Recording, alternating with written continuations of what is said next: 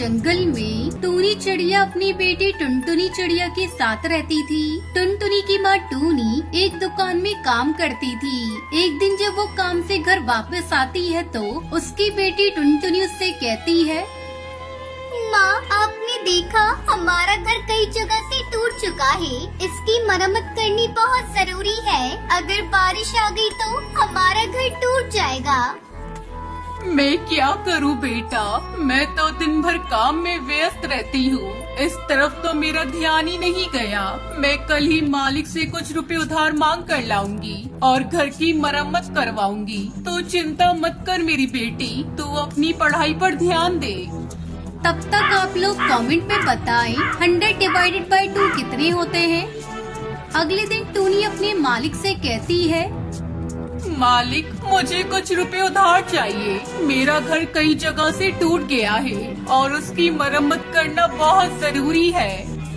क्या उधार? मेरी दुकान पर उधार ना ग्राहक के लिए है ना तुम्हारे लिए, समझी? आगे से पैसे मांगने से पहले दूसरी नौकरी ढूंढ लेना।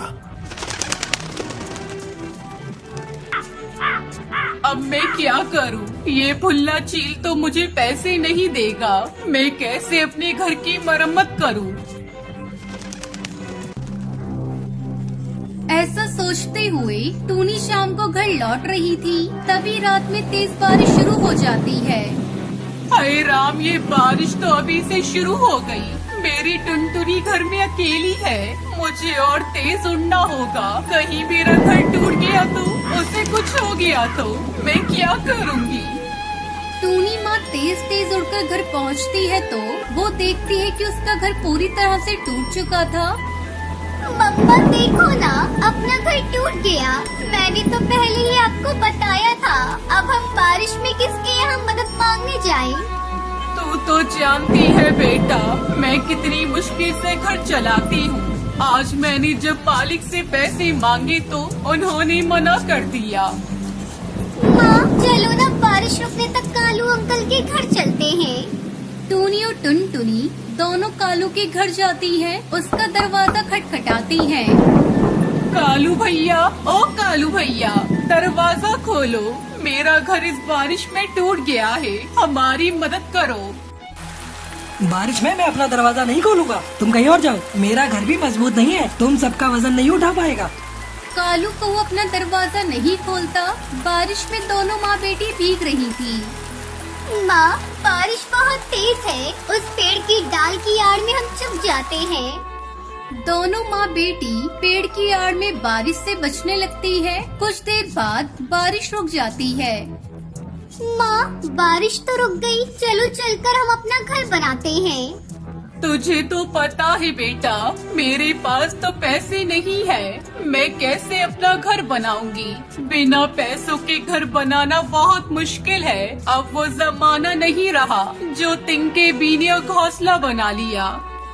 माँ, अपना घर बिना पैसों से बनेगा। देख रही हो, सामने हरी हरी घास फूस पड़ी हुई है। हम अपना घर इन्हीं हरी हरी घास से बनाएंगे।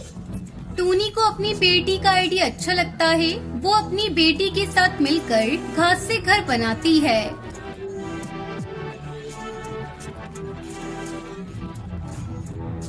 हरी घास का घर देखने में बहुत सुंदर था। अंदर उसमें बहुत ठंडक थी। और फिर दोनों माँ बेटी खुशी खुशी इस घास से बने घर में रहने लगती है।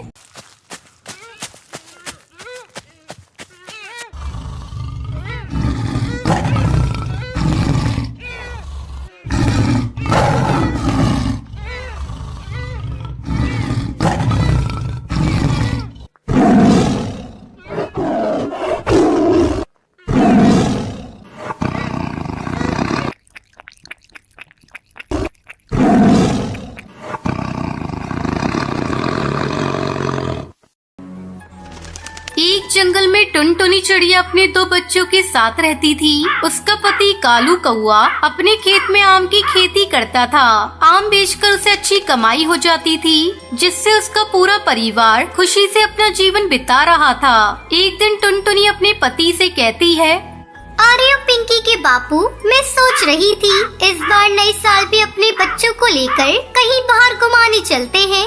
हाँ पिताजी, मेरी सारी सहेलियाँ नए साल की पार्टी मनाने शहर जा रही हैं। आप भी हम लोगों को लेकर शहर चलिए ना। नहीं बेटा, तुम्हें पता है ना, शहर में महामारी फिर से फैलने लगी है। ऐसे में पार्टी करना ठीक नहीं। ऐसा करो, तुम लोग इस साल घर में रहकर ही नया साल मना लेना। तब तक आप लोग कमेंट पे बताएं 56 into 6 कितने होते हैं। कुछ दिन इसी तरह बीत जाते हैं। एक दिन कालू जब अपने खेत पर आम को तोड़ने के लिए जाता है तो देखता है कि उसकी सारी फसल बर्बाद हो चुकी थी। वो दुखी होकर घर लौटता है। उसे दुखी देखकर उसकी बेटी पूछती है, क्या बात है पिताजी, आज आप बहुत उदास लग रहे हैं। आज आप हमारे लिए मिठाइयाँ भी नहीं लाए। हाँ जी, आज ऐसी कौन सी बात हो गई? पहले कभी आपको इतना उदास और दुखी नहीं देखा। क्या बताऊं पिंकी की माँ, पता नहीं कैसे सारी फसल एक ही रात में बर्बाद हो गई। अगर मैं फसल को बाजार में नहीं बेचूंगा तो पैसे घर कैसे आएंगे? मैं अपने बच्चों के लिए कहाँ से नए साल का तोहफा ला कर दूंगा। आप चिंता क्यों करते हो जी? हम कल ही अपने खेत में जाकर सारे खराब पेड़ों को हटाकर उसकी जगह नए आम के पेड़ को लगाएंगे।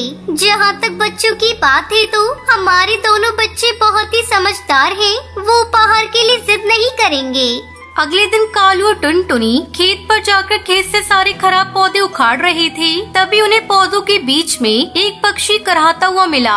अजी सुनते हो जी, जल्दी इधर आओ। ये देखो, यहाँ एक पक्षी घायल पड़ा है, लेकिन अभी भी उसकी सांसें चल रही है। कालू और टुनटुनी दोनों उस पक्षी की देखभाल करने लगते हैं। थोड़ी देर बाद उस पक्षी की हालत में कुछ सुधार होता है और वो पक्षी एक परी में बदल जाती है। आप लोगों ने मेरी जान बचाई है। मैं अपने दुश्मनों से बचने के लिए आपके खेत में गई थी, लेकिन उन्होंने मुझे ढूंढकर मुझे घायल कर दिया। अगर आपने मेरी जान नहीं बचाई होती तो पता नहीं मैं कब तक यहाँ पड़ी रहती और मेरी मौत हो जाती। मेरे दुश्मनों ने मुझे ढूंढने के लिए आपका सारा आम का बगीचा बर्बाद कर दिया। आपने मेरी जान बचाई है, इसके लिए मैं आप लोगों को कुछ देना चाहती हूँ। ये लीजिए, मैं आपको आम के कुछ जादुई बीज दे रही हूँ, जिसे अपने खेत में डाल देना। टुनटुनी को बीज देकर वो परी वहाँ से गायब हो जाती है। दोनों पति पत्नी आम के बीज को अपने खेत में डाल देते हैं। अगले ही दिन उनके खेत में आम के पेड़ों पर सोने के आम आ जाते हैं, जिसे देखकर कालू और टुनटुनी बहुत खुश होते हैं। कालू आमों को सुनार को बेचने के लिए चला जाता है। इस तरह जादुई आमों की खेती करके कालू का पूरा परिवार खुशी खुशी नया साल मनाता है।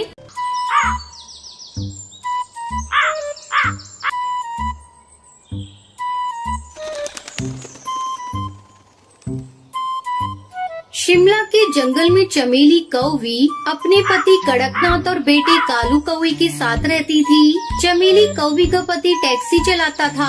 एक दिन उसकी टैक्सी का एक्सीडेंट हो जाता है और चमेली के पति की मौत हो जाती है। कड़कनाथ की मौत के बाद चमेली कौवी के लिए घर चलाना बहुत मुश्किल हो गया था। तब उसने अपने बेटे कालू कौवे को एक होटल में नौकरी दिलवा दी। इस तरह कई साल गुजर गए। अब कालू कौवा बड़ा हो चुका था। एक दिन चमेली कौवी भोजन देती हुई कहती है, बेटा, मैं बूढ़ी हो चुकी हूँ। जिंदगी कब साथ छोड़ दे कुछ पता नहीं। मुझे रात दिन तेरी चिंता सताती रहती है। मेरे मरने के बाद तेरा क्या होगा? माँ, तुम ऐसी बातें क्यों कर रही हो? तुम्हें तो अभी बहुत जीना है। वो सब तो ठीक है बेटा, मैं सोच रही हूँ तेरी शादी कर दूँ। बहू घर में आ जाएगी तो मेरा भी बोझ कम हो जाएगा। अगर तू कहे तो मैं तेरे लिए कोई अच्छा रिश्ता देखना शुरू कर दूँ। माँ, तुमने मेरी शादी करने का मन बना ही लिया है। तुम्हें मना करने वाला कौन होता हूँ? जो तुम्हें ठीक लगे वो करो। अगले दिन चमेली कौवी हरी तोती के पास जाती है। क्या बात है चमेली भाभी, आज मेरे घर आना कैसे हुआ? क्या बताऊं बहन, अपने कालू के लिए मैं एक अच्छा रिश्ता तलाश कर रही हूँ। तुम्हारी नजर में कोई अच्छा रिश्ता हो तो मुझे बताओ। ये बात आपने बहुत अच्छी कही भाभी। ये देखो, कल ही एक चिड़िया की फोटो आई है, टुनटुनी नाम है। इसके साथ तुम्हारे बेटे की जोड़ी बहुत अच्छी रहेगी। बस एक ही कमी है, तुम्हें दहेज में कुछ भी नहीं मिलेगा। हरी तोती, मुझे अपने बेटे का घर बसाना है, मुझे दहेज नहीं चाहिए। जल्द ही टुनटुनी चिड़िया और कालू कौवे की शादी हो जाती है। टुनटुनी चिड़िया खुशी खुशी अपने ससुराल आ जाती है और अपनी सास और पति की सेवा में सारा समय लगा देती है। बहू, थोड़ा अपने ऊपर भी ध्यान दिया कर। दिन भर मेरी और कालू की सेवा करती रहती है। मैं तुमसे बहुत खुश हूँ। इसी तरह समय गुजरने लगता है। टुनटुनी चिड़िया एक बच्ची की माँ बन जाती है। घर में खुशियों का माहौल था। अचानक एक दिन कालू की होटल का मालिक होटल को बंद कर देता है।